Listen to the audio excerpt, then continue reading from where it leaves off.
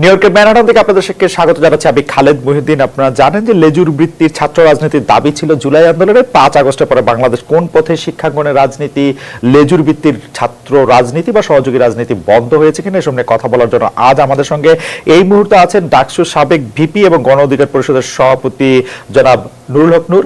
আমাদের সাথে আরো আগে নুরুল হক নূরকে একটু স্বাগত জানাই। জনাব নুরুল হক নূর, আপনাকে স্বাগত জানাই আমাদের অনুষ্ঠানে। আপনি আমাদের সময় দিয়েছেন সেজন্য আমাদের ধন্যবাদ এবং কৃতজ্ঞতা জানবেন। আমাদের সাথে আরো থাকার কথা ছিল এবং কথা আছে, এখন পর্যন্ত তিনি আমাদের সাথে আসলে যুক্ত হন নাই। তিনি হচ্ছেন ঢাকা বিশ্ববিদ্যালয়ের সমাজবিজ্ঞান বিভাগের সহযোগী অধ্যাপক সামিনা লুৎফা নিত্রা এবং সামিনা লুৎফা নিত্রার জন্য আমরা অপেক্ষা করছি একটু। সামিনা লুৎফা নিত্রা নিশ্চয়ই আমাদের সাথে যোগ দিবেন যথাসময়ে। আমি একটু জনাব নুরুল হক নূর আপনার কাছে জানতে চাইব যে একটি স্বচ্ছ নিরপেক্ষ নির্বাচনের দাবিতে আপনি গত 4 বছরে মাঠে সক্রিয় ছিলেন। 3 মাস পরে এসে অন্তর্বর্তী যে সরকারটা গঠিত হয়েছে তার মানে তাকে আপনি আসলে মানে তার সম্পর্কে আপনি কি বলবেন? নির্বাচনের আয়োজনের পথে তারা সঠিক পথে রয়েছে কিনা, বর্তমান সরকারের রোডম্যাপ বা যেটি মনে হচ্ছে রোডম্যাপ সেটিতে আপনি সন্তুষ্ট কিনা?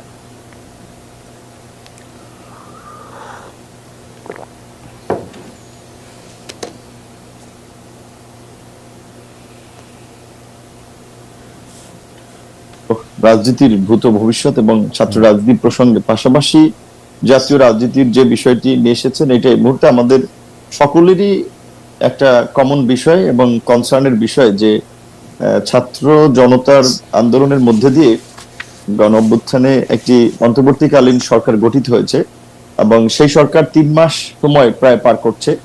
3 মাসে সরকারের কার্যক্রম এবং জনপ্রত্যাশা রাজনৈতিক দলগুলো থেকে শুরু করে নাগরিক সমাজ সেইটা কতখানি হয়েছে আসলে সেইটা মূল্যায়ন করার জন্য প্রথমত 3 মাস সময় একেবারেই পর্যাপ্ত সময় না।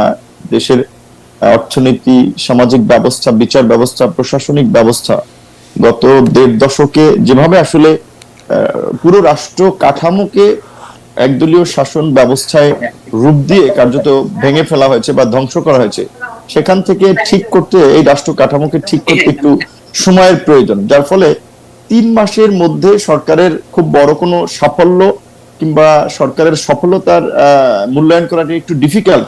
তবে তারপরেও আমি মনে করি যে এই সরকার, আপনি নিশ্চয়ই জানেন, মনে হয় না যে বাংলাদেশের গত 53 বছরে এই সরকারের মতো এইভাবে কেউ আপনার সর্বদলীয় সমর্থন পেয়েছে। একটা গণ অভ্যুত্থান পরবর্তী সরকার হিসেবে বাম, ডান, জামাত, বিএনপি, গণ অধিকার সমস্ত রাজনৈতিক দল, মানে ফাঁসিবাদ বিরোধী সকল রাজনৈতিক দল সরকারকে সমর্থন করেছে। কিন্তু এটা ঠিক যে সেখানে আমি মনে করি যে 3 মাসে জনপ্রত্যাশা পূরণে সরকার অনেকখানি ব্যর্থ।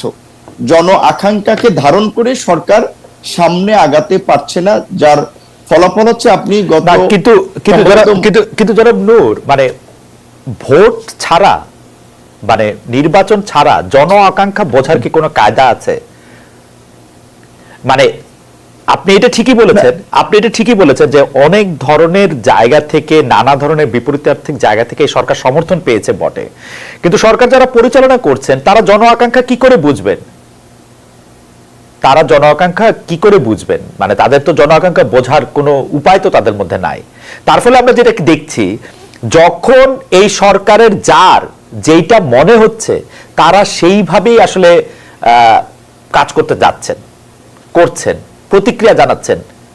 মানে তাদের যখন যেটা মনে হচ্ছে, সেটা ভালো খারাপ উদ্দেশ্য নিয়ে আমি প্রশ্ন তুলছি না, আমি প্রশ্ন তুলছি হচ্ছে যে জন আকাঙ্ক্ষা বোঝার কোনো ক্ষমতা এই সরকারের রয়েছে কিনা, বা এই সরকার যারা পরিচালনা করছে তারা রয়েছে কিনা। হ্যাঁ, প্রোগ্রামের ব্যাকগ্রাউন্ডে বোধহয় কিছু মানুষের কনভারসেশনের শব্দ আসছে। এটা আমাদের টেকনিক্যাল, আমি বলি প্রোগ্রামের ব্যাকগ্রাউন্ডে মানে শব্দ আসছে, কারণ হচ্ছে যে আমি আপনি সেই শব্দ শুনতে পাচ্ছি, সেটি হচ্ছে যে কারণ হচ্ছে যে আমাদের প্রফেসর নিত্রা উনি এইমাত্র এসে আমাদের সাথে যুক্ত হয়েছেন, তার মাইক আসলে টেস্ট করা হচ্ছে। মানে লাইভ অনুষ্ঠানে আসলে মাইক টেস্ট করতে হয়, একটু সময় লাগে, কিন্তু প্রফেসর নিত্রা একটু পরে এসেছেন। আমাদের আরেকজন আলোচক ঢাকা বিশ্ববিদ্যালয়ের সম্মানিত শিক্ষক, আমরা এই জনাব নুরুল হক নূর, আমি যেটা বলছিলাম 2018 সালে জনাব নূর, আমি যেটা বলছিলাম যে আপনি বলছেন যে আকাঙ্ক্ষা, জন আকাঙ্ক্ষা বোঝার কোন উপায় সরকার আছে কিনা? জি রাইট। না, এখন নির্বাচন, এটা ঠিক যে নির্বাচন জনগণের মত প্রকাশের কিংবা রাজনৈতিক দলের জনপ্রতিনিধিদের জনপ্রিয়তা যাচাইয়ের একটা মাধ্যম, কিন্তু এখন এই সরকারকে তো আর নির্বাচনের মাধ্যমে জনপ্রিয়তা যাচাই করতে হবে না, বা সেই সুযোগটা নাই, কারণ ওনারা তো একটা সংকটকালীন সময় দায়িত্ব নিয়েছে দেশকে একটা সঠিক ট্র্যাকে তোলার জন্য। তো এখন মানুষের যে প্রত্যাশাটা ছিল যে আপনার ধরেন বিভিন্ন সামাজিক সংগঠন, রাজনৈতিক সংগঠন সকলে মিলে ছাত্ররা একটা গণ অভ্যুত্থান ঘটালো এবং একেবারেই পয়েন্ট অফ নো রিটার্ন থেকে আন্দোলন করেছি। যেমন আমি 18ই জুলাই দিবাগত রাত 19 জুলাই গ্রেপ্তার হয়েছি, বিএনপি, জামাত, বিভিন্ন রাজনৈতিক দলের অনেক নেতৃবৃন্দ গ্রেপ্তার হয়েছে। সরকার যদি আজকে না পরিবর্তন হতো, আমাদের কিন্তু নির্ঘাত অন্তত 2-4 বছর জেলে থাকা লাগতো, এবং এই ঘটনায় 5ই আগস্টের পূর্বে যত মামলা হয়েছে সমস্ত মামলায় কিন্তু আমাদেরকে আদালতের বারান্দায় বারান্দায় হাজিরা দিতে দৌড়াতে হতো। তো আমাদের একটা প্রত্যাশা ছিল, এবং আমি মনে করি আমরা যেহেতু রাজনৈতিক দল, ধরেন আমার একটা রাইজিং দল, আমি একটা দলের প্রতিনিধিত্ব করি, আমাদের কর্মী সমর্থক সংখ্যা কম হতে পারে, আবার বিএনপি একটা বড় রাজনৈতিক দল, জামাত কিংবা অন্যান্য বামপন্থী রাজনৈতিক দল একটা বড় রাজনৈতিক দল। তো এই রাজনৈতিক দলগুলোর বা নেতা কর্মী এবং সাধারণ মানুষের একটা প্রত্যাশা ছিল যে জাতীয় সংকট থেকে উত্তরণে সরকার আন্দোলনকারী অংশীজনদের নিয়ে, এবং যারা গত 15 বছরে বাংলাদেশের জনগণের পক্ষে কথা বলেছে, অবস্থান নিয়েছে, তাদেরকে নিয়ে একটা জাতীয় সরকার করবে বা জাতীয় ঐক্যমতের সরকার করবে, যেই সরকারের মাধ্যমে রাষ্ট্রের যে আমরা এই যে কাঠামোগত পরিবর্তনের কথা বলছি, ফ্যাসিবাদী কাঠামোর বিলোপ করে নতুন একটা রাজনৈতিক বন্দোবস্ত, নতুন রাষ্ট্র ব্যবস্থার দিকে যাওয়া, সেই দিকে সরকার হাঁটবেন। প্রথমে সরকার গঠনে সরকার মানুষকে হতাশ করেছে, যে কিছু একেবারেই আন্দোলনের অংশীজনদের আমি মনে করি যে বাদ দিয়ে শুধুমাত্র একটা অংশ অর্থাৎ ছাত্রদেরকে প্রাধান্য দিয়ে আর তাদের মন মতো করে সরকারের কাঠামোটা বা সরকারটা গঠন করেছে, সেখানে মানুষের একটা বড় ধরনের হতাশা বা ধাক্কা তৈরি হয়েছে। দ্বিতীয়ত, সরকারের 3 মাসের কর্মকাণ্ডে আমরা দোদুল্যমান অবস্থা লক্ষ্য করেছি, সিদ্ধান্ত গ্রহণের ক্ষেত্রে সরকারের ধীরতা আমরা লক্ষ্য করি নাই। জনাব নূর, আমাদের সাথে অধ্যাপক সামিনা লুৎফা নিত্রা যুক্ত হয়েছেন, আমরা সামিনা লুৎফা নিত্রাকে স্বাগত জানাই। পাশাপাশি একটি জিনিস আপনার কাছ থেকে একটু জেনে রাখি, আমরা যাব আবার কাছে, যে আপনার কাছে কি মনে হয় যে সরকার পরিচালনার ক্ষেত্রে যদি এই ছাত্র সমন্বয়করা অংশ না নিতেন তাইলে এইটা বেটার হইতো কিনা, মানে জাতীয় সরকার করার ক্ষেত্রে এইটা একটা উদ্যোগ হইতে পারতো কিনা, যারা বিপ্লব করছেন তারা যদি অন্তর্বর্তীকালীন সরকার না করতেন, নাকি তারা অন্তর্বর্তীকালীন সরকার শুধু গ্রহণই করেন নাই, প্রফেসর ইউনূসের মতো বলতে হবে ছাত্ররাই তো আমাদেরকে এই চাকরি দিয়েছে, ব্যাপারটা কি ওরকম? জি, আমি আবারও আমাদের নিত্রা ম্যাডামকে ধন্যবাদ জানাই, যে কারণ তিনি ঢাকা বিশ্ববিদ্যালয়ে আমরা যখন দুঃসময় আন্দোলন করেছি, হাতে গোনা 2-4 জন শিক্ষক আমাদের সাথে সংহতি রেখেছেন, আমাদের পাশে দাঁড়িয়েছিলেন। অধ্যাপক রোবায়েত ফেরদৌস, সামিনা লুৎফা, তানজিমউদ্দিন খান, তাদের মধ্যে অন্যতম আমার ডিপার্টমেন্টের একজন শিক্ষক ছিলেন আপনার তাসনিম সিরাজ মাহবুব। তো সেই জায়গা থেকে তাকে আমরা একটা ধন্যবাদ জানাই। আর আপনি যে আমাকে যে প্রশ্নটি বলেছেন, আমিও একটু শেষ করছি ওই আঙ্গিকে একটু বলে, তারপর ম্যাডাম তো বলবেন, যে সরকারের গঠন প্রক্রিয়াটাতে ছাত্র নেতৃবৃন্দের প্রতিনিধিত্ব থাকা না থাকা নিয়ে এটা একটা আবার একটা বড় ধরনের অবস্থান বা স্টেটমেন্টের প্রয়োজন। তো সংক্ষেপে আমি যেটা মনে করি যে দেখেন, 5ই আগস্টের পূর্বে যেভাবে আমাদের এই ছাত্র আন্দোলনের নেতৃবৃন্দ জাতীয় ঐক্যের কেন্দ্রবিন্দুতে পরিণত হয়েছিলেন, সবাই তাদের ডাকে কিংবা আহ্বানে সাড়া দিয়ে এই গণ অভ্যুত্থানে অংশ নিয়েছিল, সেই ক্ষেত্রে এই যে রাষ্ট্র সংস্কার একটা বড় কর্মযজ্ঞ, সেইখানে কিন্তু আমাদের এই ছাত্র নেতৃবৃন্দ একটা সেন্টারে থাকতে পারত। তারপরে সরকারে আমি মনে করি যে ছাত্রদের প্রতিনিধিত্ব থাকা দরকার ছিল, কারণ আমরা 71-এ একটা পরিবর্তন দেখেছি, 90-এ একটা পরিবর্তন দেখেছি, কিন্তু সেই পরিবর্তনের সুফল যারা পরিবর্তন করেছে তারা তাদের চিন্তা ভাবনার আলোকে সেটি হয়েছে বলে আমরা পরবর্তীতে লক্ষ্য করি নাই। সেই জায়গা থেকে ছাত্রদের প্রতিনিধিত্বটা থাকা দরকার বা ছিল, আমি যেটা মনে করি। আর আমি যে কথাটি খালেদ ভাই কি কিছু বলছেন নাকি আমি বলতেছি? আমি না, আপনি বলছেন যে নূর, ধন্যবাদ আপনার কাছে, আমরা আবার পরে আসবো। সামিনা লুৎফা নিত্রা, আপনার কাছে একটু আসতে চাই যে আপনাকে শেষ করি, আপনাকে জি শেষ করেন, তাহলে বলেন নূর, শেষ করেন খুব দ্রুত। আমি জাস্ট আমার হ্যাঁ, আমি যে ইস্যু আপনি শুরু রিমার্কসে আমার সেখানে লাস্ট স্টেটমেন্টটা হচ্ছে যে আপনার সরকার গত 3 মাসের যে পারফরমেন্স, সেটা আমার দৃষ্টিতে খুব স্ট্যান্ডার্ড পারফরমেন্স কিংবা সরকারের স্মার্ট মুভ হচ্ছে না, বরঞ্চ সরকারের কিছু কর্মকাণ্ড এবং তাদের প্রক্রিয়া নিয়ে রাজনৈতিক দল থেকে শুরু করে নাগরিক সমাজ কিংবা অন্যান্য স্টেক হোল্ডার বলেন, তাদের একটা অংশের মধ্যে বেশ কিছু কনসার্ন তৈরি হয়েছে। এই কনসার্ন যদি তারা সঠিকভাবে আপনার অ্যাড্রেস করতে ব্যর্থ হয়, তাহলে আসলে সরকারের সামনে এগিয়ে চলার পথটা খুব মসৃণ হবে না। এইটুকু আমি বলতে চাচ্ছি। আমার প্রথম নূর আপনাকে ধন্যবাদ। অধ্যাপক নিত্রা, আপনাকে স্বাগত জানাই। আমরা আপনার কাছ থেকে একটু জানতে চাইবো যে আগামীকাল অর্থাৎ 8 নভেম্বর শুক্রবার আমরা অন্তর্বর্তী সরকারের 3 মাস পূর্ণ হবে। এই 90 দিনের সরকারের কর্মকাণ্ডে আপনি সন্তুষ্ট কিনা? আপনি একজন শিক্ষক, আপনি 10-এ এই সরকারকে কত দিবেন? যে আকাঙ্ক্ষা নিয়ে আন্দোলন করে শেখ হাসিনার পতন ঘটানো হয়েছে এবং যে আন্দোলনে আসলে সবাই অংশগ্রহণ করেছে কারণ এই সরকারের পতন, সেই আকাঙ্ক্ষা পূরণে ডক্টর ইউনূসের সরকার, আমরা এটাকে ডক্টর ইউনূসের সরকার বলবো না বৈষম্য বিরোধী ছাত্র আন্দোলনের সরকার বলবো আমি জানি না, কারণ তাদেরই দেখা যাচ্ছে, ডক্টর ইউনূস বলছেন যে তারাই তাকে চাকরি দিয়েছেন। আপনি কত নম্বর দিবেন নিত্রাপা? ধন্যবাদ খালেদ, আমাকে এই অনুষ্ঠানে ডেকে এরকম একটা জটিল প্রশ্ন করার জন্য। আপনাকে আসলে ধন্যবাদ দেয়া উচিত না সম্ভবত, তারপরেও আমি এই যাই বলি না কেন তাতেই বোম ফেটে যায়, কি বলবো সেটাও তো চিন্তা করে বলতে হয়।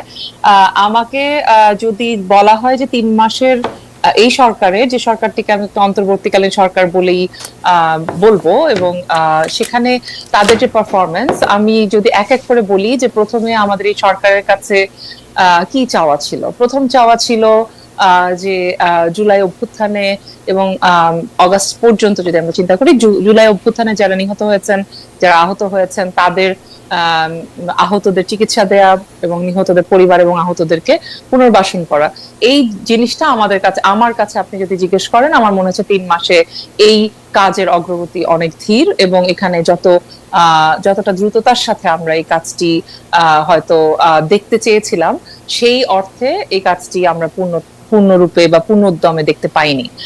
এক্ষেত্রে আমি ধরে নিচ্ছি যে এর মধ্যে যে বন্যা হয়েছে, প্রাকৃতিক দুর্যোগ হয়েছে, আরো অনেক দুর্যোগ হয়েছে এই 3 মাসে, সেগুলোর কারণে সরকারের কাজ পিছিয়ে গেছে। সব মেনে নিয়েই বলছি, আমাদের এটা প্রায়োরিটি টাস্ক ছিল, এবং এই প্রায়োরিটি টাস্কে আমরা 2 মাসের মাথায়ও গণতান্ত্রিক অধিকার কমিটি থেকে বলেছিলাম যে সেই টাস্কটিতে সরকার আশানুরূপ ফল করতে পারেনি।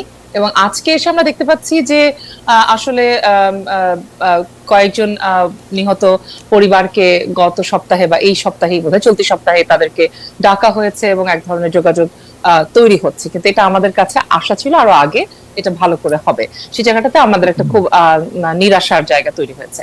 দ্বিতীয় যে জায়গাটি, সেটা হচ্ছে জনমনে নিরাপত্তার ধারণা দেয়া এবং জনগণ আসলে নিরাপদ আছেন কিনা। এবং জনগণ বলতে আসলে কিন্তু সংখ্যাগরিষ্ঠ জনগণকে বোঝায় না শুধু, জনগণ বলতে নানান রকম জনগণ, তার মানে বিভিন্ন বর্গের মানুষ, নারী, শিশু এবং বিভিন্ন ধরনের ধর্মীয় এবং জাতিসত্তাগত যারা সংখ্যালঘুকৃত মানুষ আছেন, তাদের প্রত্যেকের যে স্বর, সেই স্বর কিন্তু আমরা শুনতে পাচ্ছি না, বরং আমরা গত 3 মাসে দেখেছি নানাভাবে তাদের অধিকার খর্ব হচ্ছে, তাদের উপর হামলা হচ্ছে, আক্রমণ হচ্ছে, এমনকি পাহাড়ে যে আক্রমণ হয়েছে, যে হত্যাকাণ্ড হয়েছে, সেগুলোর ক্ষেত্রেও আমরা খুব জোরালো পদক্ষেপ দেখতে পাইনি সরকারের কাছ থেকে। যে পদক্ষেপ আমাদের নারীদেরকে, আমাদের ভিন্ন মতাবলম্বী মানুষদেরকে, ভিন্ন জাতিসত্তার মানুষদেরকে, ভিন্ন ধর্মের মানুষদেরকে এক ধরনের স্বস্তি দেবে যে না, এই সরকার আমাদের সাথে আছে, সেই অবস্থানটা তারা পরিষ্কার করেন নাই। এবং যেহেতু আমরা জানি, এই কথাটি আমি বলছি এটা জেনে এবং মেনেই, যে বাংলাদেশের সব পুলিশ ফেরত আসেনি, এখনো আমাদেরকে আর্মিকে ম্যাজিস্ট্রেসি পাওয়ার দিয়ে অনেক কিছু চালাতে হচ্ছে, এই সমস্ত কিছু জেনে বুঝে পাচ্ছি। ম্যাডাম, ট্রাফিকেরও কিন্তু শৃঙ্খলা ফেরেনি। আর সবচেয়ে বড় কথা আমি শেষ করে দিচ্ছি, সবচেয়ে বড় কথা হচ্ছে বাজারে যে ভয়ঙ্কর পরিমাণে দাম বেড়ে গেছে সবকিছুর, এই জায়গাতে আমি বলবো যে আমাদের সরকার সেই কার্যক্রমটি দেখাতে পারেনি এখনো। অনেক সংস্কার কমিশন হয়েছে, আমরা আশাবাদী সংস্কারগুলো হবে, কিন্তু তার আগে আসলে মানুষকে বেঁচে থাকতে হবে, তো মানে নিরাপত্তা নিয়ে বেঁচে থাকতে হবে। এই জায়গাগুলোতে তাদের অনেক কাজ করবার আছে। না আপা, আমি যেটি বলতে চাইছিলাম যে একটি তো হচ্ছে পরিবর্তন করতে পারে নাই, এটা একটা সময় 90 দিন যেটি নূর বলতে চেষ্টা করলেন, আরেকটি হচ্ছে যে পরিবর্তন করবেই না। এই সরকারের সাথে, এই সরকার সংখ্যাগুরুরই সরকার, এই অন্তর্বর্তীকালীন সরকারের আচরণ দেখে কি এটা মনে হইতেছে না যে তারা আসলে যে নাম্বার, যেদিকে বেশি নাম্বার, যেদিকে যারা ক্ষমতাবান, যারা হলো বেশি ভোকাল, তাদের কথাই শুধু শুনবে? একটা তো হচ্ছে যে আমি পারতেছি না, আরেকটা হচ্ছে আমি করতেছি না, আমি করব না, মানে ও আরো এই সরকার আরো 5 বছর থাকলেও এগুলি করবে না আপনি যেগুলি বলতেছেন। এই নারীর অধিকার নারীর অধিকার না, মানে আমি না, আপনি যেটা বলতেছেন, যে অধিকারের কথাগুলি আপনি বলতেছেন, আমি যদি এই প্রশ্ন করি যে সরকার আরো 5 বছর 50 বছর থাকলেও এগুলি করবে নাকি আরো উল্টা পথে হাঁটবে? না, আমার মনে হয় না যে উল্টা পথে হাঁটবে। আমার মনে হয় যে এটা একটা সময় তারা দিচ্ছেন যাদেরকে তারা মনে করেন, এটা আমার ধারণা। আমি আসলে সরকারের সাথে এত মানে জড়িত মানুষ না, তো আমি তো সরকারের যারা আছেন তাদের সাথে আমার দেখা সাক্ষাৎ বা কথাবার্তা হওয়ার সুযোগ হয় না। সুতরাং আমি তাদের কার্যক্রম দেখে, জনপরিসরে তারা যা বক্তব্য রাখছে তার ভিত্তিতে আমি কথা বলি। যদি সেই ভিত্তিতে কথা বলি, আমার মনে হচ্ছে যে যেহেতু তারা দেখেছেন এবং তাদের মূল যুক্তি হচ্ছে আওয়ামী লীগ আমলে যারা নিপীড়িত ছিল, নিষ্পেষিত ছিল, তাদেরকে তারা বেশি স্পেস দিচ্ছেন, এরকম একটা ধারণা কিন্তু জনমনে আছে। এবং সেক্ষেত্রে আমি প্রথমত দেখতে পাচ্ছি জামাতকে, আমি বিএনপিকে অত বেশি দেখতে পাচ্ছি না। আমার কাছে মনে হচ্ছে অন্যান্য যে রাজনৈতিক দলগুলো আছে যারাও আসলে আওয়ামী লীগের আমলে যারা প্রভূতভাবে নিপীড়নের শিকার হচ্ছেন তাদের সবাইকে তারা স্পেস দিচ্ছেন সেরকমটা মনে হচ্ছে না। তাদের কাছে যাদেরকে মজলুম মনে হয়েছে তাদেরকে ওনারা বেশি স্পেস দিচ্ছেন আগে, এটা আমার কাছে মনে হচ্ছে। তবে আমি আশা রাখতে চাই যে তারা নিশ্চয়ই, যেহেতু বৈষম্যহীন বাংলাদেশের কথা বলে তারা সরকার গঠন করেছেন, আমি তাদের কাছে আশা রাখি যে তারা এখনো সেই বৈষম্যহীন বাংলাদেশ গড়ার রাস্তায় থাকবেন। তাদের পদ ভুল হয়ে যেতে পারে, কিন্তু আমি এখনই তাদেরকে একদম মানে খরচের খাতায় ফেলতে চাই না। না, খরচের খাতা না, মানে পদ ভুল হইতে পারে, কিন্তু উল্টা পথে তারা হাঁটতেছে বলে আপনি মনে করতেছেন না? না, নট নেসেসারিলি। আমার কাছে মনে হচ্ছে যে, আমি জানি যে আপনি উদাহরণ দিতে পারেন যে এক ধমকে এদিকে চলে যাচ্ছে, আরেক ধমকে অন্যদিকে চলে যাচ্ছে, এরকমটা আছে, এটা একদম নাই তা বলছি না। তার কারণ হচ্ছে আমার ধারণা সরকারের বহু মানে সরকারের মধ্যে যে উপদেষ্টারা আছেন তাদের সকলেরই কিন্তু এরকম রাজনৈতিক পরিস্থিতি এবং দেশ সামলানোর অভিজ্ঞতা নেই, বা অভিজ্ঞতা থাকলেও সেই অভিজ্ঞতার মধ্যে আরো যে সমস্ত স্ট্রেংথ একটা সরকারের থাকার দরকার সেটা এই মুহূর্তে এই সরকারের নাই। সবচেয়ে বড় যে সমস্যাটার জায়গা সেটা হচ্ছে ফ্যাসিবাদের পতনের পর ফ্যাসিবাদী ব্যবস্থা তো চলে যায়নি, আমাদের মননের মধ্যে যে ফ্যাসিবাদ গেড়ে বসে আছে সেটাও কিন্তু অত সহজে দূর হয়ে যাচ্ছে না।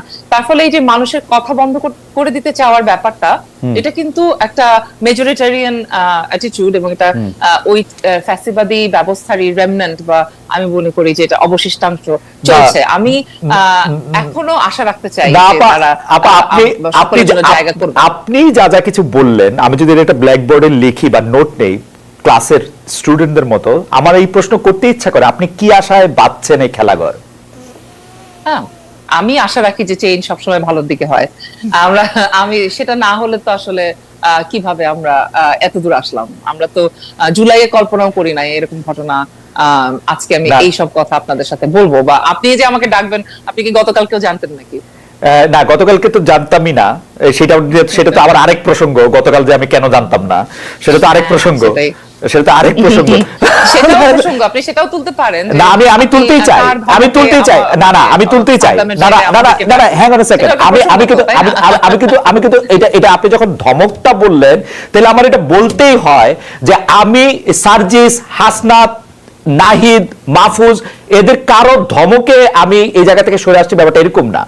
যেহেতু একটা আইন আছে, সেই আইনটার উপর ভিত্তি করে সেই আইনটার কিছু ইমপ্লিকেশনস আছে, কিছু জায়গা এরকম আছে যে জায়গাগুলির মধ্যে থেকে আমার লোকজন, আমার এখান থেকে মামলা হইতে পারে 10টা, এবং এই সরকারের এই সামর্থ্য নাই এই মামলা থেকে আমাকে তারা রক্ষা করতে পারবে।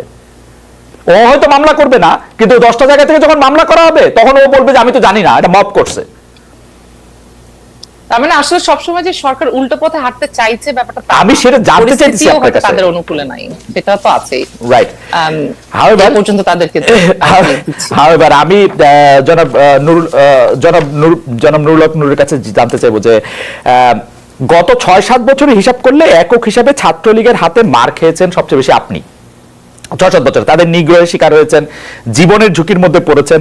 যারা আপনাকে বিভিন্ন সময় মেরে ফেলতে চেয়েছে, সে ছাত্রলীগ এখন একটা নিষিদ্ধ সংগঠন, এবং এই নিষিদ্ধ সংগঠন বা একটা সন্ত্রাসী সংগঠন হিসাবে তাদের একটা নিষিদ্ধ করার ক্ষেত্রে একটা জনমত তৈরি হয়েছিল, এই নিষিদ্ধের দাবির পক্ষে আপনিও ছিলেন কিনা জনাব নুরুল হক নূর? এখন এখানে গণ অভ্যুত্থানের পরে গণমানুষের এতটা এই আওয়ামী লীগ এবং তার অঙ্গ সংগঠন ছাত্রলীগ যুবলীগ সহ এই ফ্যাসিবাদের দোসর তাদের প্রতি ঘৃণা তৈরি হয়েছে, মানুষ আসলে তাদের নামটাও শুনতে চায় না। তো যার ফলে আমরা লক্ষ্য করেছি যে আমাদের নেতাকর্মী সহ বড় একটা অংশের মানুষ, বিভিন্ন রাজনৈতিক দল, তারা বলছে যে যেখানে জার্মানি কিংবা ইটালির মতো দেশে ফ্যাসিবাদের কারণে মুসোলিনির পার্টি কিংবা হিটলারের নাৎসি পার্টি নিষিদ্ধ হয়েছে, সেখানে বাংলাদেশে আওয়ামী লীগ এবং আওয়ামী লীগের যে সবচেয়ে সন্ত্রাসী সংগঠন এবং হাতুড়ি হেলমেট বাহিনীর যারা তাণ্ডব চালিয়েছিল এই আন্দোলন সহ গত ১.৫ দশকে, সেখানে ছাত্রলীগ এবং যুবলীগ ছিল অগ্রণী ভূমিকায়। তাদেরকে নিষিদ্ধ করা একটা ব্যাপক জন দাবি তৈরি হয়েছে বা দাবি উঠেছে। সেইখানে আমরা যেহেতু রাজনীতি করি, একটা উদীয়মান রাজনৈতিক দলের প্রতিনিধিত্ব করি, কাজে আসলে ওই আপনি যেটা বলছেন, আমরা রাজনৈতিক দল হিসেবে অবশ্যই আমরা সকলের প্রতি সহনশীল, সংখ্যাগরিষ্ঠ মানুষের স্বার্থ চাহিদার পাশাপাশি সংখ্যালঘু মানুষেরও নিরাপত্তা, তাদের স্বার্থ দেখাও রাজনৈতিক দল হিসেবে এবং দেশের একজন সচেতন নাগরিক হিসেবে আমাদের দায়িত্ব এবং কর্তব্য। এই রাজনৈতিক দল সহ বিভিন্ন মানুষের যে দাবিটা উঠেছে যে আওয়ামী লীগ এবং ছাত্রলীগ যুবলীগকে নিষিদ্ধ করা, আমরা যদি তার বাইরে আসলে অবস্থান নেই, সেক্ষেত্রে আমরা কিন্তু রাজনৈতিক দল হিসেবে জনমত হারাবো এবং বর্তমান সময়ের প্রাসঙ্গিকতা হারাবো। কাজে আমাদের কিন্তু এই জনগণের দাবির সাথে থাকতে হচ্ছে এবং ছাত্রলীগকে তো ইতিমধ্যেই নিষিদ্ধ করেছে। তবে আমার ব্যক্তিগত মতামত হচ্ছে যে ওই ওই শেখ হাসিনা বা আওয়ামী লীগ যে প্রক্রিয়ায় আপনার একটা প্রজ্ঞাপন জারি করে নিষিদ্ধ করেছে, আমি মনে করি সেই প্রক্রিয়ায় না গিয়ে বরঞ্চ তাদের বিরুদ্ধে বিভিন্ন ধরনের শুনানি, তাদের অপকর্ম, যে ছাত্রলীগকে কেন নিষিদ্ধ করা প্রয়োজন, গত 15 বছরে যে ছাত্রলীগের অপকর্ম সেগুলো তুলে ধরলে ছাত্রলীগকে 100 বছর এমনি নিষিদ্ধ করা যায়। কিংবা আওয়ামী লীগের যে অপকর্ম,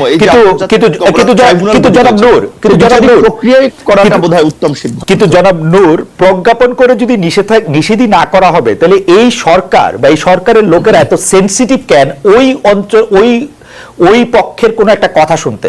যেমন ধরেন আমি আমার উদাহরণ দেই, গতকাল আমি ছাত্রলীগের নিষিদ্ধ ঘোষিত ছাত্রলীগের সভাপতি সাদ্দাম হোসেনকে ডাকলাম।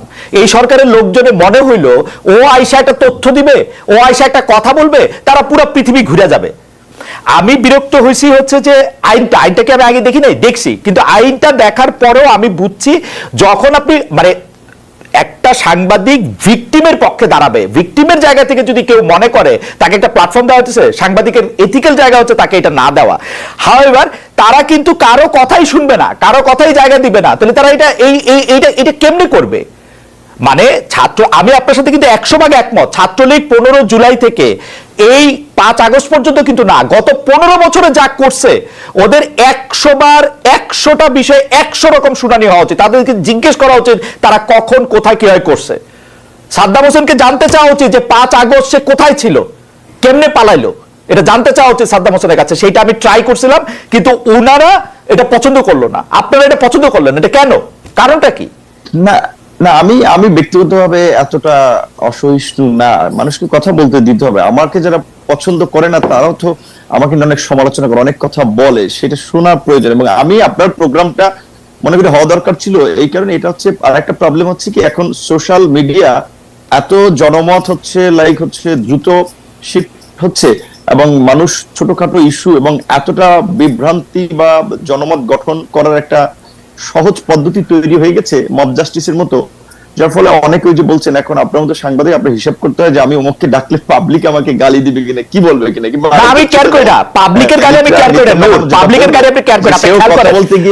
নূর, পাবলিকের গালি আমি কেয়ার করি না, আপনি খেয়াল করে দেখেন 50টা জায়গা থেকে 50টা মামলা হবে এই আওয়ামী লীগের বানানো একটা ল দেয়া 50টা জায়গা থেকে। তো এই হ্যারাসমেন্টটা বাংলাদেশে আমার অপারেশন আছে, আমি আমেরিকা রেজিস্টার্ড হইতে পারি, বাংলাদেশে আমার অপারেশন আছে, সেখানে আমার রেজিস্টার্ড হতে হবে। তো সেগুলো আমি কেন এই হ্যারাসমেন্টটা নিব না? এটা এখন সেরকম এখন হইতো কিনা এটা তো আমরা জানি না, আপনিও জানেন না, কারণ এখন তো ওই আগের পলিটিক্যাল গভর্নমেন্টের মতো একেবারেই কোনো পলিটিক্যাল গভর্নমেন্ট না। দ্বিতীয়ত আমরা এই আপনি মামলার কথাটা যেহেতু তুলেছেন, যখন আপনার কিছু সাংবাদিক আসলে যারা সরাসরি ইনভলভ না এই গণহত্যায় কিংবা ঘটনায় সুনির্দিষ্টভাবে, তাদের বিষয়ে আমরা কথা বলেছিলাম যে ব্যবসায়ীকে মামলায় অন্তর্ভুক্ত করেছে। আমরা এরকমও শুনেছি যে সেই ব্যবসায়ীর কাছে মামলার এজাহার নিয়ে গেছে, যে আপনাকে মামলার আসামি করা হবে, না হলে টাকা দিতে হবে আমাদেরকে 2 কোটি 5 কোটি। তো এখন এই মামলা নিয়ে কিছু লোক ব্যবসা করেছে, এবং এমনও শুনেছি যে যারা আপনার হত্যাকাণ্ডের শিকার হয়েছে সেই পরিবারকে কিছু সহযোগিতা দিয়ে আপনার সাদা কাগজে তারা স্বাক্ষর নিয়ে এসেছে এবং এজাহারটা মনমতো সাজিয়েছে। তাদের যাদেরকে মনে হয়েছে ও মক্কে মামলায় দিলে পয়সা পাতি উঠানো যাবে বা একটা ব্যবসা করা যাবে, সেই সমস্ত লোককে মামলায় জড়ানো হয়েছে। এরকমের কিছু ঘটনা যখন আমাদের কাছে এসেছে, আমি সরাসরি আইজিপি এবং হোম অ্যাডভাইজার সহ বিভিন্ন জনের সাথে কথা বলেছি, তখন তারা পরিষ্কারভাবেই বলেছে যে যেহেতু একটা অস্বাভাবিক পরিস্থিতি, কে কোথা থেকে মামলা করছে, কার বিরুদ্ধে কি মামলা করছে, আমরা তো সবকিছু এত ডিটেইলস জানার সুযোগ হচ্ছে না। আবার অনেক জায়গায় মামলা না নিলে সেখানে থানা ঘেরাও করা হচ্ছে, আর একটা উত্তেজিত পরিস্থিতি তৈরি করা হচ্ছে। Exactly. গ্রেপ্তার করলে যাচাই বাছাই করেই গ্রেপ্তার করা হবে। তো সেই ক্ষেত্রে এইটা আমি আপনার সাথে ওইখানে আপনার কথাটার আর কি উত্তর দিচ্ছি যে আগের মতো যে 64 জেলা আপনি কথা বললেই মামলা হবে, এইটা আমি ব্যক্তিগতভাবে মনে করি না। কারণ আপনার অনেক অপোজিশন লেভেলেও আপনার অ্যাকসেপ্টেন্সি আছে, ধরেন এর আগে যারা গভর্নমেন্ট ছিল তাদের লেভেলে নূর, আমার কথাই হইতেছে না নূর, আমার কথাই হইতেছে না নূর, আমি বলি এটা পার্সোনাল, সেটা তো আমরা দেখেছি। নূর, পার্সোনাল ঘটনাকে কেন্দ্র করে তো মানুষকে জাস্টিফাই করার সুযোগ নাই যে সে একটা অন্যায় করে ফেলছে, যা সে ফেসিবাদের দোষর হয়ে যাচ্ছে। এই যে আপনার একটা ট্যাগিং প্রবণতা, এটা এখনো আছে, এটা খুব দুঃখজনক। নূর, আমার কথাই হচ্ছে না। যাই হোক, আমি বলতেছিলাম যে প্রাতিষ্ঠানিকভাবে ব্যাপারটা কোন জায়গায় দাঁড়াচ্ছে। আমি একটু অধ্যাপক নিত্যার কাছে আসতে চাই। অধ্যাপক নিত্যা, বৈষম্য বিরোধী ছাত্র আন্দোলনে সরকার যে পতন হয়েছে, তাদের বিভিন্ন সময় একটা বড় দাবি ছিল লেজুর ভিত্তিক ছাত্র রাজনীতি বন্ধ করা। এখনো বিভিন্ন ব্যানারে ছাত্র রাজনীতি বন্ধের দাবিতে বিক্ষোভ মিছিল হচ্ছে। আমরা দেখেছি যে ছাত্র দলের লোকেরা যখন ঢাকা ইউনিভার্সিটিতে পোস্টার লাগাতে গিয়েছে, তখন ছাত্র রাজনীতির ঠিকানা এই ক্যাম্পাসে হবে না, দেয়ালে পোস্টার লাগালে দুঃখ আছে কপালে, ইত্যাদি নানা রকম স্লোগান আমরা হয়েছে।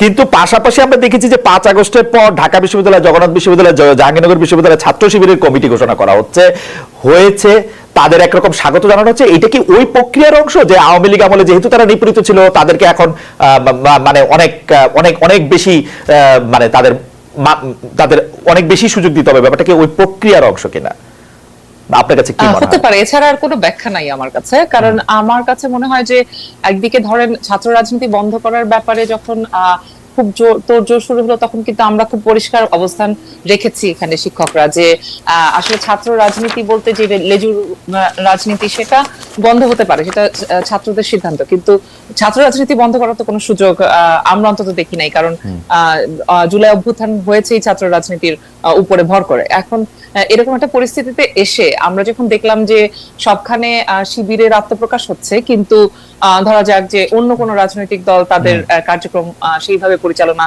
করতে পারছে না, এর মধ্যে আবার দু একটা ছাত্র রাজনৈতিক দল আবার সংগঠন আবার বন্ধ হয়ে গেল বা স্থগিতও হয়ে গেল, তাতে করে একটু মনেই হয় যে এখানে বেশ কিছু সমস্যাজনক ব্যাপার স্যাপার চলছে, সেটা আমি অস্বীকার করি না। কিন্তু এই সমস্যাটার জটটা কোথায় সেটা যদি আমরা দেখতে চাই, তাহলে আমার একটা টেক হচ্ছে এরকমটা, আমরা তো অনেকেই এটাও দেখলাম যে ছাত্র শিবির কোথা থেকে বেরিয়ে আসলো, এবং এই ধরনের বেরিয়ে আসা তারা যতই কৌশলগত মানে ইয়ে বলুক না কেন যে কৌশলগতভাবে তারা ছাত্র লীগের ভেতরে ছিল, কিন্তু এটা রাজনীতির অঙ্গনে এটা খুব ভালোভাবে কি বলা যায় আমরা রিড করি নাই। আমরা রিড করেছি যে যেখানে স্ট্র্যাটেজিরও একটা সীমা থাকে, এবং সেটা তো ছাত্র দলও সেই স্ট্র্যাটেজি নিশ্চয়ই নিতে পারতো।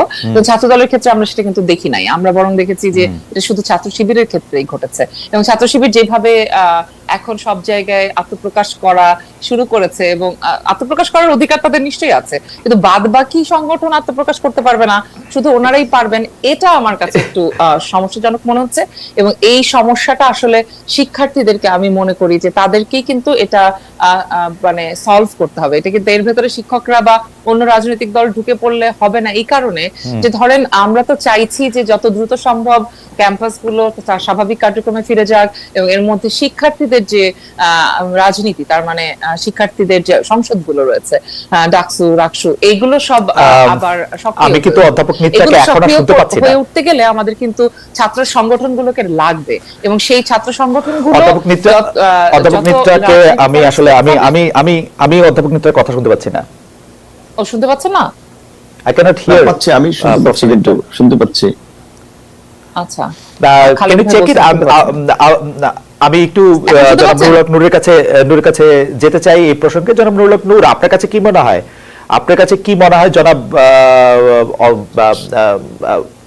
প্রফেসর নিত্রা যেটি বললেন যে সব মানে যেটি আসলে উনি ওনার শেষ কথাগুলো আমি শুনতে পাইনি, মানে শেষ 1 মিনিট আমি শুনতে পাচ্ছিলাম না।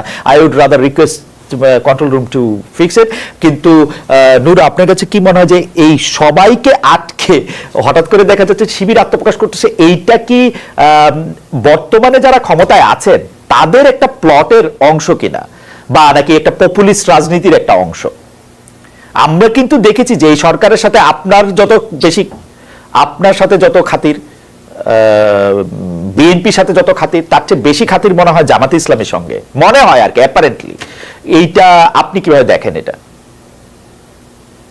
এখন এটা অনেকে বলছে, আমি অনেক প্রোগ্রামে গিয়েছি, সেম কোশ্চেন অনেকেই বলেছে যে বিএনপির আগে এমনকি রাষ্ট্রপতির সাথে 5ই আগস্টের মিটিং এও আমাদের সেনাপ্রধানও জামাতের কথা উল্লেখ করেছে, বা জামাত বেশি স্পেস পাচ্ছে, এরকম কথা আপনি বলছেন, ম্যাডাম বলছে, আরো অনেকগুলো প্রোগ্রাম শুনেছি। এখন আমি একটা রাজনৈতিক দল হিসেবে যদি আরেকটা দলের বিষয়ে বলি, তখন ভাববে যে সে আমাদেরকে পছন্দ করছে না, বা সে আমরা স্পেস পাচ্ছি এটা তার সহ্য হচ্ছে না। কাজে আমি বরাবর ওই জায়গায় না গিয়ে আমি যেটা বলতে চাই, ধরেন এই যে শিবিরের বিভিন্ন জায়গায় আত্মপ্রকাশ হচ্ছে, এখন এখানে তো বিভিন্ন পত্র পত্রিকা যেভাবে হেডলাইন করছে, মনে হয় এটা কি বলবেন আপনি, একটা মঙ্গল গ্রহ থেকে কোনো প্রাণী এসেছে যে সবার একেবারে হইচই করা লাগবে যে জবই শিবির আত্মপ্রকাশ করলো, জবই শিবির আত্মপ্রকাশ করলো। তারা এতদিন রাজনীতি করে নাই,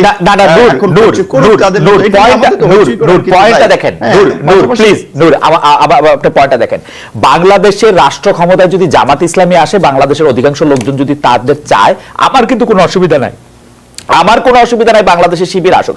প্রবলেম হচ্ছে আপনি অন্য জায়গায় ছাত্র রাজনীতি করতে দিবেন না, লেজুর ভিত্তিক ছাত্র রাজনীতি বন্ধের কথা বলবেন, কিন্তু শিবিরকে আপনি কেমনে কোয়ালিফাই করেন যে ও লেজুর ভিত্তিক ছাত্র রাজনীতি করে না? ও কি জামাতের একটা ছাত্রের মানে লেজু শব্দটা জানি কেমন, নিত্রা অধ্যাপক মানুষ, নিত্রা নিশ্চয়ই কোন একটা ভালো শব্দ বলতে পারবেন, আমি তো পারতেছি না একটা ভালো শব্দ বলতে। না এটি এতদিন ধরে তো এটি বলে আসছে, আমরাও প্রকাশ্যে আমাদের যে ছাত্র সংগঠন যখন করেছি, ছাত্র অধিকার পরিষদে আমরাও বলেছি যে লেজুর ভিত্তির বাইরে স্বাধীন স্বতন্ত্র ছাত্র সংগঠন রাজনীতির প্রয়োজন। আপনি শুনতে পাচ্ছেন? ওকে নূর, আমি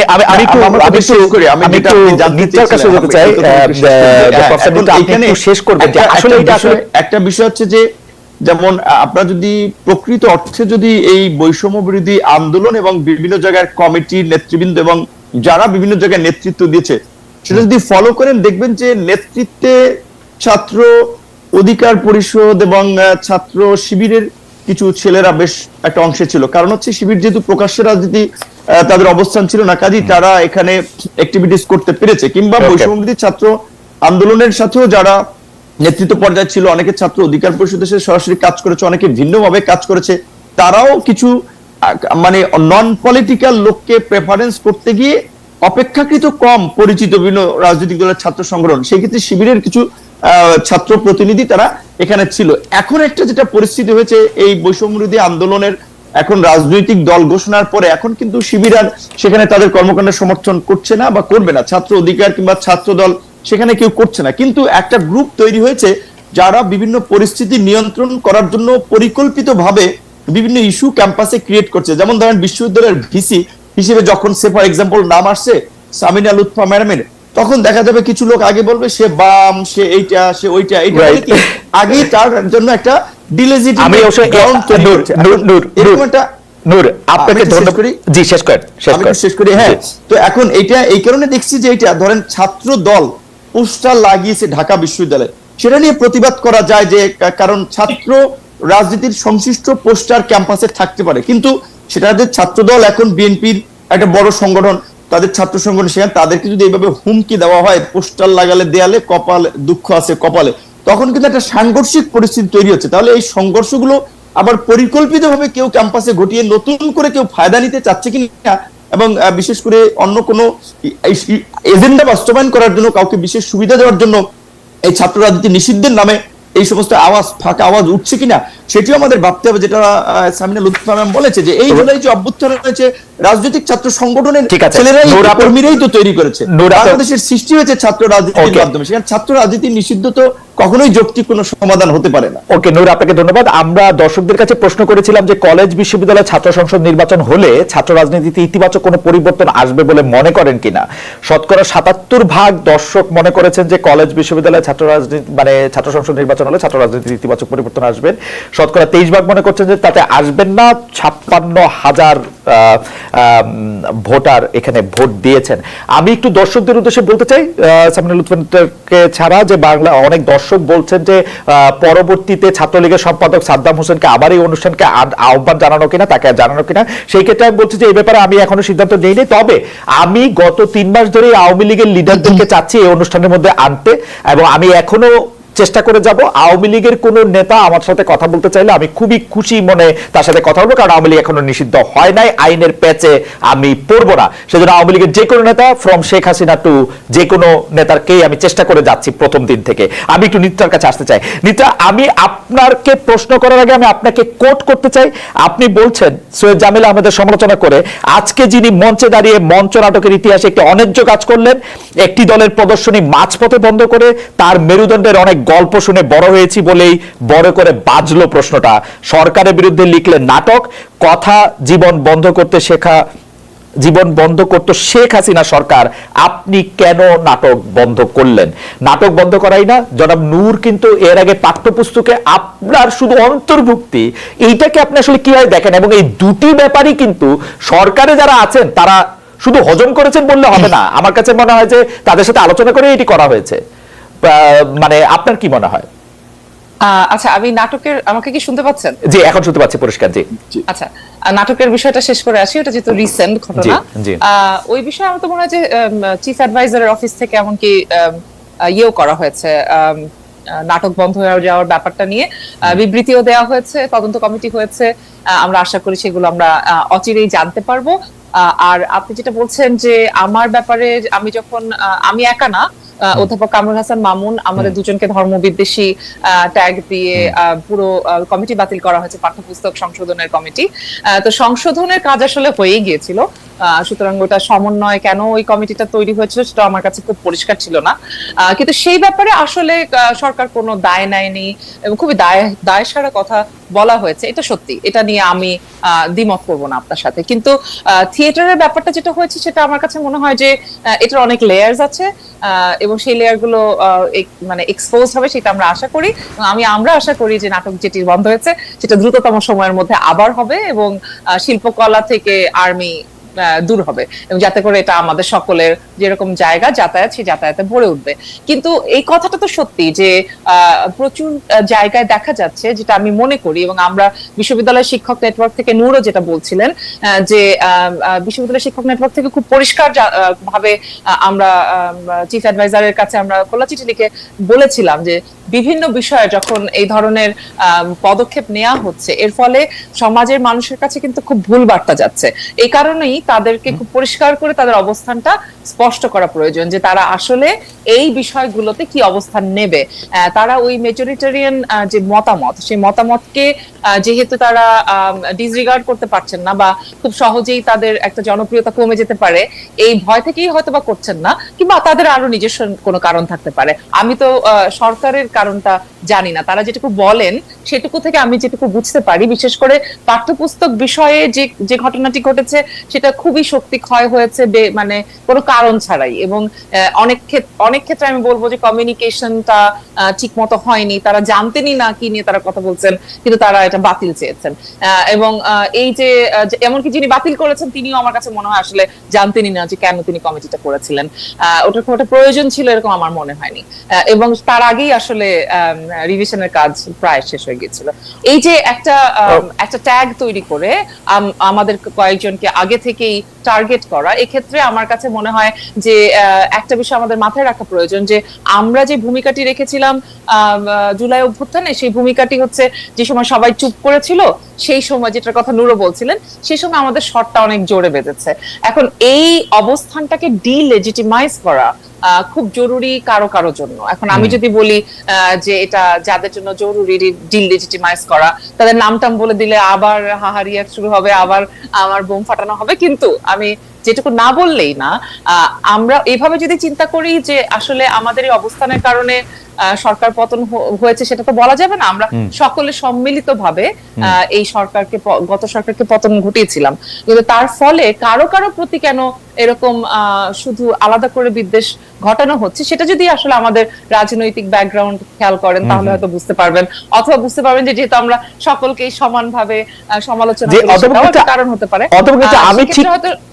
আমি ঠিক এই জায়গাটায় আসতে চাইছিলাম, আপনার আগের বক্তব্যের জায়গা থেকে আপনি বলছেন যে এর মাধ্যমে জনগণের কাছে একটা ভুল বার্তা যেতে পারে এই সরকার সম্পর্কে। কিন্তু আমার বিবেচনায় এটি তো, আপনি ভুল বার্তা বলছেন, আপনি গবেষক, আপনি জানবেন বা আপনার নিশ্চয়ই ব্যাখ্যা আছে, কিন্তু আমার কাছে মনে হচ্ছে ঠিক এই বার্তাটি তো দিতে চাইছেন সরকার, যে তারা কাদের সরকার, তারা এই মানে সংখ্যা গুরুরই সরকার, তারা তো এই পুরুষের সরকার, তারা ধর্মীয় বিশ্বাসে যারা সবচেয়ে বেশিতে আছে তাদের সরকার, তারা তো এই বার্তাটাই দিতে চাইছে। মানে এটা তো ভুল বোঝার কোনো অবকাশ নাই। না, সেটাই আমি বলছি যে কেন বলছি ভুল বোঝার অবকাশ, মানে ভুল বার্তা দিচ্ছেন। তার কারণ ধরেন একটা হচ্ছে ওনারা এটাই চাচ্ছেন এই বার্তা দিতে, সেটা আসলে আমরা স্পেকুলেট করছি, কিন্তু ওনারা নিজেরা যে বক্তব্যগুলো দিচ্ছেন, সকলকে নিয়ে কাজ করতে চান, বৈষম্য বিরোধী, বৈষম্যহীন বাংলাদেশ চান, এবং বিশেষ করে অধ্যাপক মোহাম্মদ ইউনূসের নামটা যেহেতু এখানে প্রাসঙ্গিক, সুতরাং আমরা এটা খুব ভালো করে খেয়াল করি ইনক্লুসিভিটি কিংবা প্লুরাল স্বর ইত্যাদি থাকার যে ব্যাপারটা, এই ব্যাপারে তো তিনি চ্যাম্পিয়ন পৃথিবীতে। সুতরাং তারও তো একটা ইমেজের প্রশ্ন আছে। তিনি যে সরকারের প্রধান, সেই সরকার নারীর এবং সংখ্যালঘু, ভিন্ন ধর্মাবলম্বী, ভিন্ন জাতিসত্তাকে নিরাপত্তা দিতে পারছে না, এটা তো তার ইমেজের জন্য ক্ষতিকর। মানে আমাদের বাংলাদেশের ইমেজের জন্য যেমনই হোক, আমি বলি যে যদি শুধু ব্যক্তি প্রফেসর ইউনূসের কথা চিন্তা করেন, তিনি যেই সার্কেলে বিলং করেন, সেখানে তো এগুলো খুবই ভয়ঙ্কর কথা, ভয়ঙ্কর বার্তা। কিন্তু এখানে যেটা মুশকিলের সেটা হচ্ছে যে যেহেতু আওয়ামী লীগ সরকার সবসময় বলেছে যে তারা চলে গেলেই সকল কিছু জামাত এবং ইসলামিস্টদের হাতে চলে যাবে, সেই জায়গাটা প্রমাণ করার এক ধরনের কি বলবো হাইপ তো শুরু থেকে ছিল।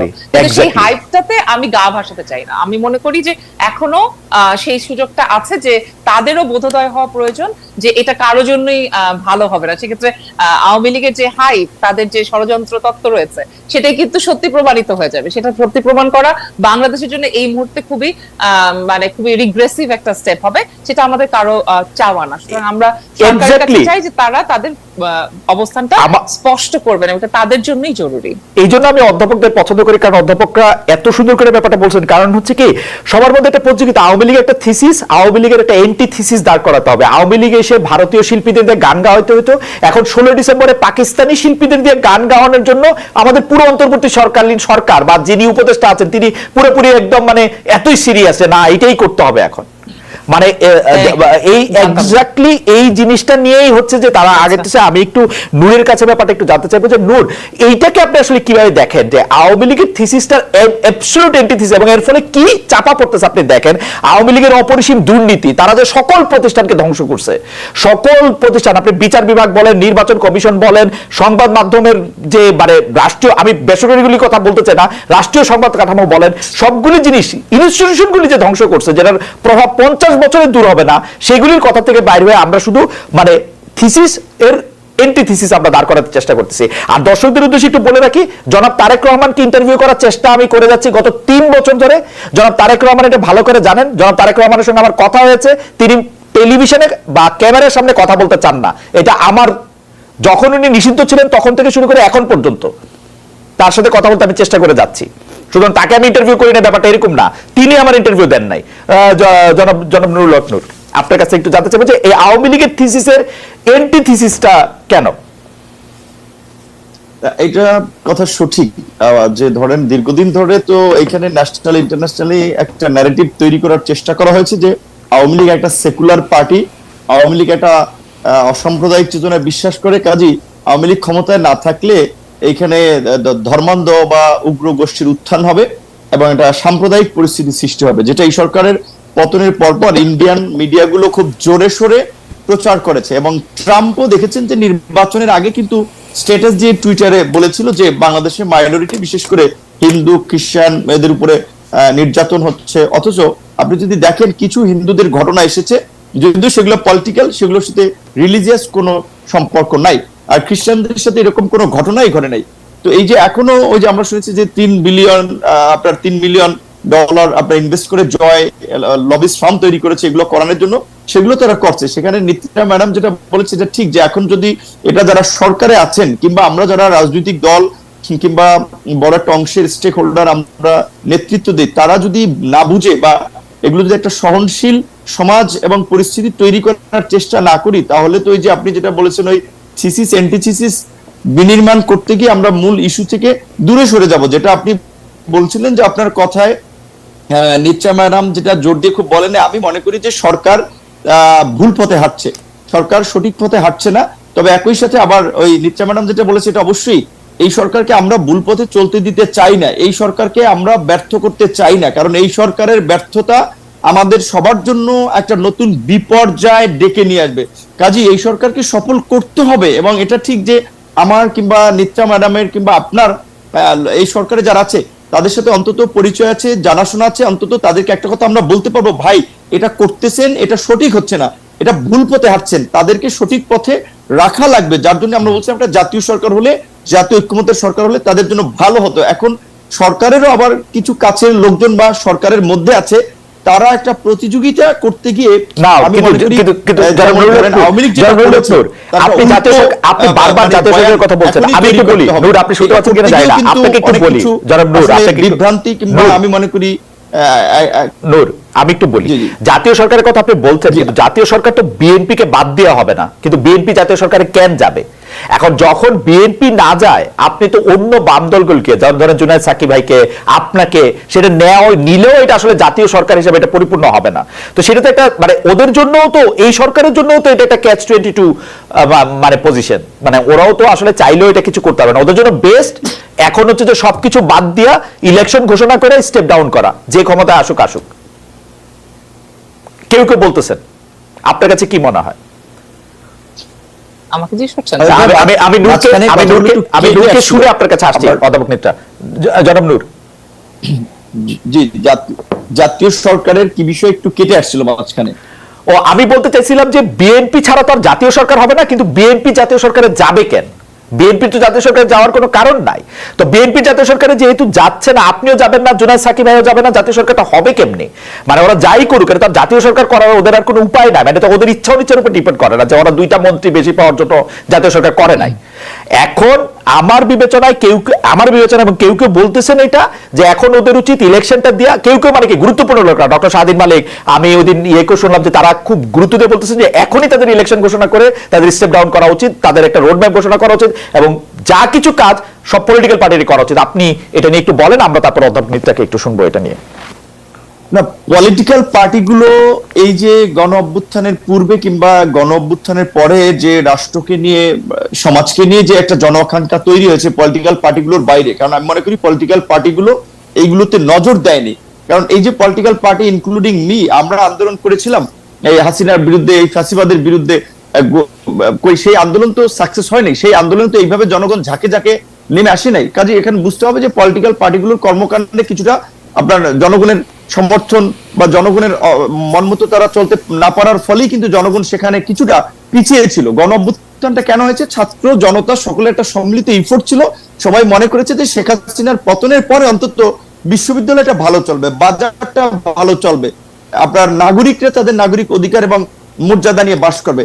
এখনকার যে রাষ্ট্র কাঠামো এবং আমাদের যে রাষ্ট্র ব্যবস্থা, সেখানে যদি নির্বাচন এবং আইন কানুন গুলো যদি আগের মতোই থেকে যায়, তাহলে তো আওয়ামী লীগ যা করেছে পরবর্তী ইলেক্টেড গভর্নমেন্ট এর বাইরে কিন্তু করতে পারবে না এই ফ্রেমে। সেজন্য তো আমরা বারবার বলছি যে ফ্রেম পরিবর্তন করতে হবে, সংবিধানের সংস্কার প্রয়োজন, বিচার বিভাগ প্রশাসনের সংস্কার প্রয়োজন, এবং এর জন্য তো একটা সময় প্রয়োজন। এখন এটা ঠিক ওই যে আমি বলছি কেন আপনার দ্রুত ইলেকশন চাচ্ছে, যেখানে আপনি যদি লক্ষ্য করেন বিএনপির মতো বড় দল তারাও কিন্তু শুরুর দিক থেকে পরিষ্কার বলেছিল যে সরকার একটা অবাধ, সুষ্ঠু, নিরপেক্ষ নির্বাচন এবং জন আকাঙ্ক্ষাকে প্রাধান্য দিয়ে সামনে বাংলাদেশ বিনির্মাণের জন্য যতটুকু সময় লাগবে আমরা সেই যৌক্তিক সময়, তারা যৌক্তিক সময় শব্দটা ইউজ করেছে, স্পেসিফিক সময় ব্যবহার করে নাই। কিন্তু সরকারের 3 মাসের কর্মকাণ্ডে অনেকের ধারণা হচ্ছে যে সরকার ফেইলিয়র হওয়ার দিকে যাচ্ছে। সরকার যা করতেছে এখন পর্যন্ত ল অ্যান্ড অর্ডারকে নিয়ন্ত্রণে আনতে পারে না, নাই, এখনো বিদেশিরা কনসার্ন যে এখানে নিরাপত্তা নাই, ইনভেস্টমেন্ট তো পরের কথা, এখানে ভিজিটররাও অনেকে আসতে ভয় পাচ্ছে, সাংবাদিকরাও অনেকে কভার করতে আসতে ভয় পাচ্ছে। তো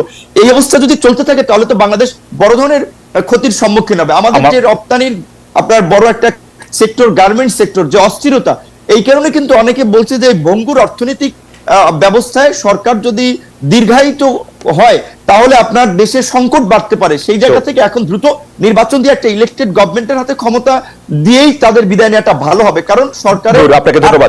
আমার মনে হয় নূর নূরের বক্তব্য পরিষ্কার করছেন, আমার মনে নূর নূরের বক্তব্য পরিষ্কার করছেন। আমি শুধু অধ্যাপক নিত্যার মন্তব্য জানার আগে এটা বলতে চাই যে সংস্কারের কথা যেটি বলা হচ্ছে, সেই সংস্কার যদি বিএনপি বা জামায়াতের বা জামাত বিএনপি মানে যারাই ক্ষমতা আসবে, আওয়ামী লীগ ক্ষমতা আসবে না, এটা বোঝা যাচ্ছে নূর আপনারা ক্ষমতা আসবেন নাকি, মানে আমার মনে হয় আরেকটু দেরি হবে, মানে বিএনপির সাথে নিশ্চয়ই আপনারা এখন তো বিএনপি যদি ক্ষমতা আসে, এটা যদি পছন্দ বিএনপি না হয়, ও নূর তো অর্ধেক বিএনপি হয়ে গেছে, এটা একটু শুনতে চাইবো যে নূরকে তো বিএনপির ওই আসন থেকে নূরকে সহযোগিতা করতে বলা হয়েছে, সুতরাং নূর তো নিশ্চয়ই এটা পরে বলতেই পারবেন। মানে সংস্কার যদি বিএনপির পছন্দ না হয়, ওরা যদি বাদ দিয়ে দিবে 2 মিনিটে, সেই সংস্কার করে লাভটা কি?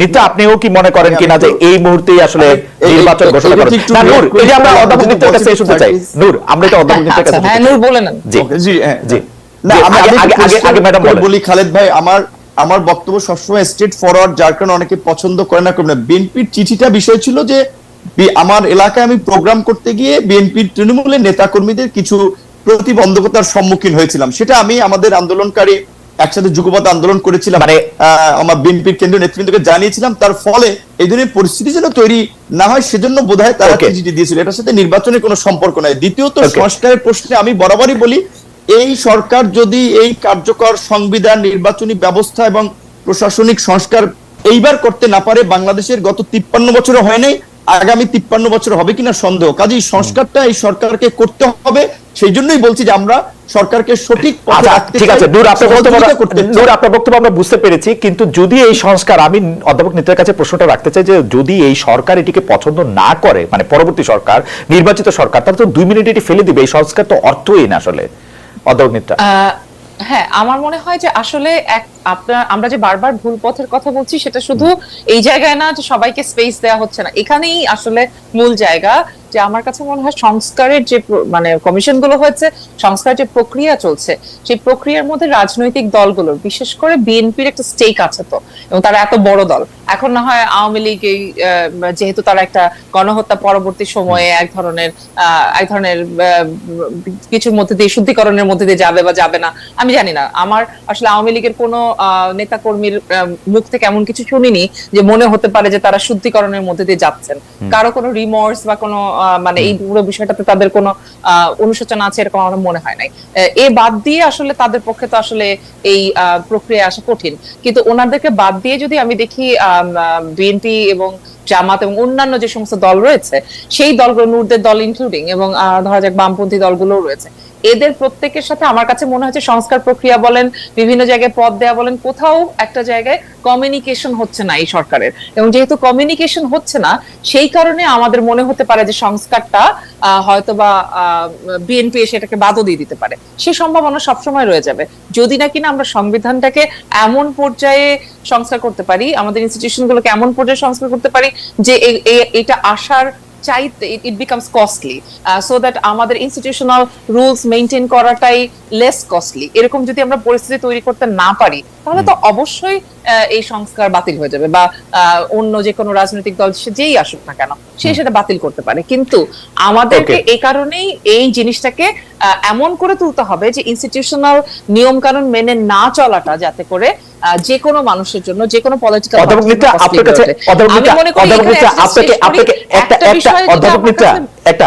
একটা সেকেন্ড, আমাদের এই অনুষ্ঠানটি চ্যানেল 24 সরাসরি দেখানো হচ্ছিল, কিন্তু চ্যানেল 24 এর টপ অফ দ্য আওয়ার নিউজের জন্য ওরা এখন ফিরে যাবে, কিন্তু আমরা আরো কিছুক্ষণ থাকবো, আমরা আপনার কথা শুনবো। সরি আপনাকে ইন্টারাপ্ট করার জন্য। চ্যানেল 24 এর দর্শকরা নিশ্চয়ই ইউটিউবে দেখবেন আমাদের, কিন্তু 24 কে এখন আসলে খবরের জন্য ফিরে যেতে হচ্ছে।